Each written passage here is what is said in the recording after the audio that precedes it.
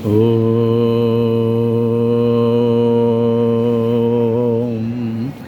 സീതാസമേത ഹനുമൽ പൂജിത ശ്രീരാമചന്ദ്രായ പരബ്രഹ്മണേ നമഃ.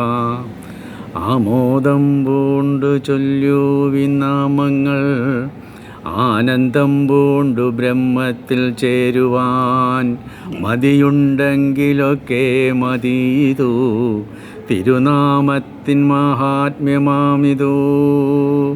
തിരുനാമത്തിൻ്റെ മാഹാത്മ്യം എത്ര വർണ്ണിച്ചാലും അനന്തൻ പറയുന്നു, അനന്തന് പോലും മതിയാകുന്നില്ല എന്നാണ്. 1000 തലകളിൽ 2000 നാക്ക് വെച്ച് പറഞ്ഞിട്ടും അദ്ദേഹം പറയുന്നു തിരുനാമ മാഹാത്മ്യം പറഞ്ഞ് ഫലിപ്പിക്കാൻ സാധിക്കുന്നില്ല എന്ന്. അങ്ങനെയുള്ള ഭഗവത് നാമങ്ങളുടെ ഒരു ഘോഷയാത്ര പോലെയാണ് കോടി അർച്ചന എന്നുള്ള സമ്പ്രദായം അഭേദാനന്ദ സ്വാമികൾ ലോകത്തിന് പ്രദാനം ചെയ്തിരിക്കുന്നത്. ശ്രീകോവിലിനകത്ത് മാത്രം മുഴങ്ങിയിരുന്ന മന്ത്രങ്ങളെ ജനങ്ങൾക്ക് അവരോരെ രീതിയിൽ, അവരവർക്ക് പറ്റിയ രീതിയിൽ നമുക്ക് നമ്മുടേതായ തൊട്ട് മുമ്പേ ആയിട്ട് ഭഗവത് സാന്നിധ്യം നിറഞ്ഞു തുളുമ്പി നിൽക്കുന്ന ദീപത്തിൻ്റെ ആ പാദങ്ങളിലേക്ക് നമുക്ക് തന്നെ അർച്ചിക്കുവാനുള്ള ഒരു മഹത്തായ സുവർണ അവസരം. യജ്ഞാനാം ജപയജ്ഞോസ്മി എന്ന് പറഞ്ഞതിൻ്റെ പൂർണ്ണതയാണ് കോടിയർച്ചനയിൽ തെളിഞ്ഞു കാണുന്നത്. മറ്റ് യുഗങ്ങളിലാണെങ്കിൽ യാഗങ്ങൾ, ഹോമങ്ങൾ, അതുപോലെ അതൊക്കെ ചെയ്യുമ്പോൾ അതിൻ്റേതായിട്ടുള്ള പലതരത്തിലുള്ള പ്രയാസങ്ങളും അതിൻ്റേതായിട്ട് ദുഃഖങ്ങളൊക്കെ ഉണ്ടാകാം. എന്നാൽ യാതൊരുവിധ ദുഃഖങ്ങളുമില്ലാണ്ട് എങ്ങനെയായാലും ശരി വന്ന് തിരുനാമത്തിൻ്റെ മുമ്പിൽ വന്നിരുന്നു കഴിഞ്ഞാൽ, തിരുനാമം പറഞ്ഞു കഴിഞ്ഞാൽ എല്ലാം പൂർണ്ണമായിട്ടും നശിച്ച് പരിശുദ്ധമാക്കി തീർക്കുന്ന ആ നാമത്തിൻ്റെ രൂപമാണ് കോടിയർച്ചന. അപ്പോൾ നമ്മൾ വളരെ വർഷങ്ങൾക്ക് മുമ്പ് ആറയിൽ ഇതുപോലെ കോടിയർച്ചന നടന്നു. വിഷ്ണു സഹസ്രനാമം തന്നെയാണ്. വിഷ്ണു സഹസ്രനാമം കോടിയർച്ചന കഴിഞ്ഞതിൻ്റെ ലാസ്റ്റ് ദിവസമായപ്പോൾ അവിടെ അംബരീഷ ചരിതം കഥകളി നടത്തി. ഇതിൻ്റെ അവസാനമായിട്ട് അംബരീഷ ചരിതം കഥകളി നടത്തി. അപ്പോൾ ഇന്നിപ്പോൾ ദേവീക്ഷേത്രം ഇരിക്കുന്നതിൻ്റെ അവിടെ ആയിട്ടാണ് കഥകളിയുടെ സ്റ്റേജ്. അതിൻ്റെ ഇപ്പുറത്ത് അവിടെ നിന്ന് നോക്കിയാൽ നാമവേദി താഴെയാണ്. അപ്പോൾ നാമവേദിയുടെ നേരെ ഇപ്പുറത്തായിട്ടാണ് കഥകളി സ്റ്റേജ് നടക്കുന്നത്. അപ്പോൾ സ്വാമിജി കാണാനായിട്ട് മുമ്പേ ഇരിക്കുക. അപ്പോൾ അംബരീഷ ചരിതത്തിൽ അംബരീഷനെ ദുർവാസാവ് ഓട്ടിച്ചുകൊണ്ട് വരുന്ന സമയം, ഓട്ടിച്ചുകൊണ്ട് വന്ന് നേരെ വന്ന് അംബരീഷൻ്റെ മുമ്പിൽ വന്ന് വീണിട്ട് പറഞ്ഞു, എന്താണ് നിൻ്റെ ഈ വ്രതം മുടക്കാനായിട്ട് ഞാൻ വന്നിരിക്കുകയാണ്, അതുകൊണ്ട് ഈ പാരണ നീ നീട്ടിയത് തെറ്റിപ്പോയി എന്ന് പറഞ്ഞു. ഏകാദശിക്ക് ആഹാരം കൊടുത്തിട്ട് വേണം, അതിഥിക്ക് കൊടുത്തിട്ട് വേണം നമ്മൾ കഴിക്കാൻ എന്നുള്ള രീതിയായിരുന്നു. അപ്പോൾ ദുർവാസാവിനെ ഇന്ദ്രൻ പറഞ്ഞതനുസരിച്ച് വളരെ താമസിച്ചാണ് വരാനായിട്ടുള്ള കാര്യം. അപ്പോൾ നോക്കി നിന്നിട്ടും പാരണ സമയമായിട്ടും കാണുന്നില്ല. അപ്പോൾ യത്കരോഷി നമ്മൾ എന്തെല്ലാം കഴിക്കുന്നതിലും പ്രവർത്തിക്കുന്നതിലും അതെല്ലാം ഭഗവത് അർപ്പണമായിട്ട് ചെയ്യുക. അപ്പോൾ അംബരീഷൻ 12 തവണയായിട്ട് ഏകാദശി നോക്കി വരിക. അതിൻ്റെ അവസാന നിമിഷമായി. ആ സമയത്ത് പാരണയ്ക്ക് ആൾ വരുന്നില്ല എന്ന് അറിഞ്ഞപ്പോഴത്തേക്ക് വലിയ ദുഃഖമായി.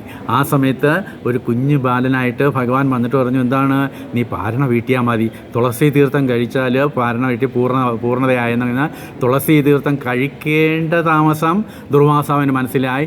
ഇവിടെ അംബരീഷൻ പാരണ വീട്ടി കഴിഞ്ഞു എന്ന്. അപ്പം നേരെ അവിടെ നിന്നൊരു കൃത്യം ഉണ്ടാക്കി വിടുന്നു. ജടയെടുത്തിട്ട് അതിൽ നിന്നൊരു കൃത്യം ഉണ്ടാക്കി അംബരീഷൻ്റെ മുന്നിലേക്ക് പറഞ്ഞു വിടുന്നു. അംബരീഷൻ നോക്കിയപ്പോഴത്തേക്ക് തന്നെ കൊല്ലുവാനായിട്ട് ഒരു കൃത്യം ഭയങ്കര രൂപത്തിൽ തൻ്റെ അടുത്തേക്ക് പാഞ്ഞു വരുന്നു. അയ്യോ ഞാൻ എന്ത് ചെയ്യും, എനിക്കൊന്നും അറിയില്ല. തൊഴുതു നിന്നുകൊണ്ട് ഓം ശ്രീകൃഷ്ണായ പരസ്മൈ ബ്രഹ്മണേ നമ, ഓ നമോ നാരായണായ നമ എന്ന് പറഞ്ഞപ്പോൾ വിഷ്ണു സഹസ്രനാമത്തിൽ നമ്മൾ അവസാനം പറയും സർവായുധ പ്രഹരണായേ നമഃ, എല്ലാ ആയുധങ്ങളും ഉണ്ട്. അപ്പോൾ വിഷ്ണു തൻ്റെ ഭക്തനായ അംബരീഷന് തൻ്റെ ആയുധങ്ങളെ മുഴുവൻ അങ്ങ് സമർപ്പിച്ചിരിക്കുകയാണ്. ഇപ്പോൾ വിഷ്ണുവിൻ്റെ കയ്യിൽ ആയുധങ്ങളില്ല, എല്ലാം അംബരീഷൻ്റെ കയ്യിലാണ്. അപ്പോൾ നേരെ തൃച്ചക്രമാണ് നെറ്റിത്തടത്തിൽ പ്രകാശിക്കുന്നത്.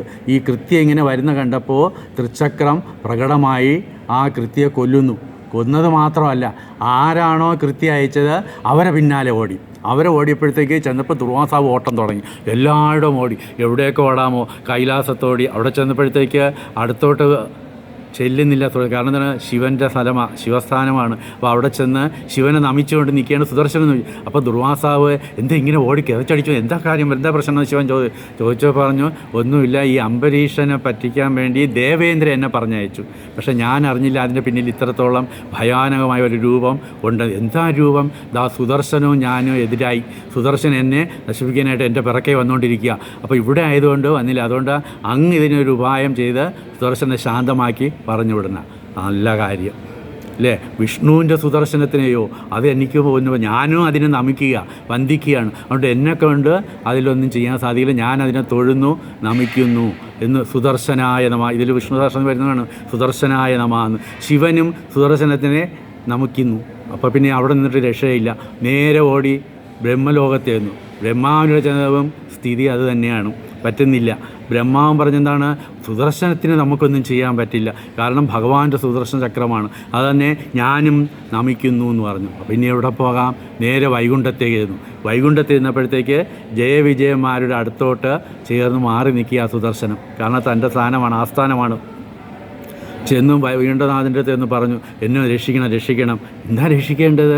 നിങ്ങളെ മുനിമാരെ രക്ഷിക്കാൻ എന്താ, നിങ്ങളല്ലേ അതിൻ്റെ ആൾക്കാർ, ഇനിയിപ്പോൾ ഇതിൽ രക്ഷയുടെ കാര്യം എന്താണ്? അപ്പോൾ പറഞ്ഞു, അങ്ങനെയല്ല, ഇന്ദ്രൻ പറഞ്ഞതനുസരിച്ച് ഞാൻ ചെന്നിട്ട് ഒരു ചതിയിൽ പെട്ടുപോലെ. എന്താ ചതി? അത് അംബരീഷനെ പരീക്ഷിക്കാനായിട്ട്, അംബരീഷൻ്റെ പാരായണ സമയം തീരുന്നതുവരെ ഏകാദശിയുടെ അത് മുടക്കാനായിട്ട് എന്നെ പറഞ്ഞു വിട്ടതാണ്. അത് നടന്നില്ല. അപ്പോൾ എൻ്റെ നിന്ന് ഒരു കൃത്യമുണ്ട്, അതിനെ സുഹൃന്ന് വെച്ചത് എൻ്റെ തെട്ടു പറക വന്ന് നിൽക്കുക, എന്നെ ഓട്ടിച്ചതാ ഇവിടം വരെ കൊണ്ടെത്തിച്ചു എന്ന് പറഞ്ഞു. അയ്യോ, അങ്ങനെയാണോ? അപ്പോൾ അതൊരു കാര്യം. എന്താണ്? ഞാൻ ഭക്തപരായണ, ഭക്തന്മാർക്ക് ദാസനാണ് ഞാൻ, എന്നെക്കൊണ്ടൊന്നും ചെയ്യാൻ പറ്റില്ല. ഭക്തൻ്റെ മുന്നിൽ നീ ഭക്തൻ്റെ അടുത്ത് തന്നെ പോകണം. അയ്യോ, അല്ലാതെ എനിക്കൊരു രക്ഷയില്ല, അതൊരു രക്ഷയില്ല. തിരിച്ചങ്ങേനെ ചെല്ല്. അയ്യോ, ഞാൻ അങ്ങ് പോകണമെങ്കിൽ ഇനിയിപ്പോൾ ഇത്രയും ദൂരം എങ്ങനെ ഓടും?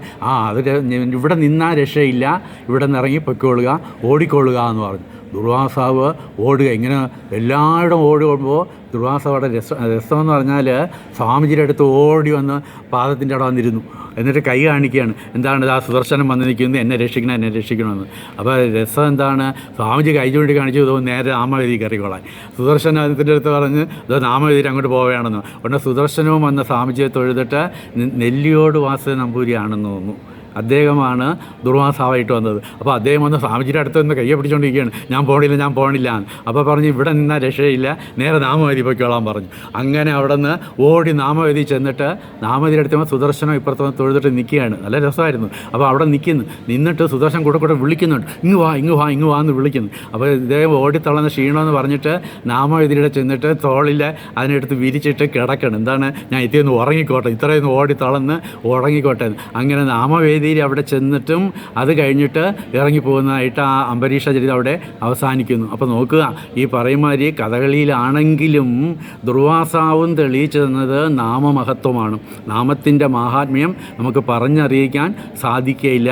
അപ്പോൾ ഇങ്ങനെയുള്ള ഒരു ആ അഖണ്ഡ നാമ ജപത്തിൽ നിന്നാണ് ലക്ഷാർച്ചന എന്നുള്ള രൂപം മെനഞ്ഞെടുത്തത്. അതിൽ നിന്ന് ജനപ്രീതി കൂടിയതുകൊണ്ട് അത് കോടിയർച്ചനയിലേക്ക് വന്നു. അങ്ങനെയുള്ള ചട്ടമ്പിസ്വാമി പറഞ്ഞ ആ ഒരു ഭാവത്തിൻ്റെ, സങ്കല്പത്തിൻ്റെ, സ്വപ്നത്തിൻ്റെ പൂർത്തിമത് രൂപമാണ് അഭേദാനന്ദ സ്വാമികൾ തന്ന കോടിയർച്ചന. വിശ്വം വിഷ്ണുമ ഷഡ്കാരോ ഭൂതഭവ്യഭവൽ പ്രഭു ഭൂതഗർഭാവോ ഭൂതാത്മാ ഭൂതഭാവന.